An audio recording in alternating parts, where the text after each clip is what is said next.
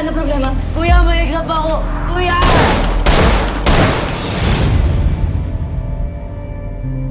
Labinlima ang naitalang napatay sa magkakahiwalay na operasyon ng mga pulis sa Maynila kagabi.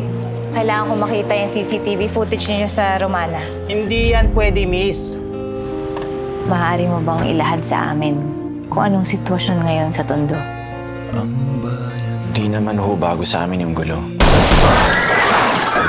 Pero natong huli, parang mas naging delikado. Para lang silang pumatay ng baboy. Walang ginagawang kasalanan ng anak ko, ma'am. Kerwin sumilang. Nandito sa listahan eh.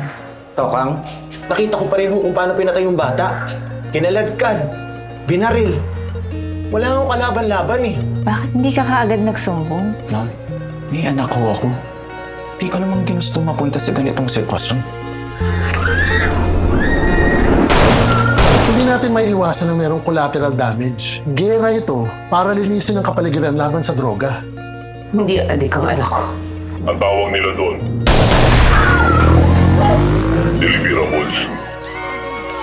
Sinong nagbigay sa kanila ng karapatan na pumatay ng ganon-ganon na lang? Sinong binoto mo noong eleksyon?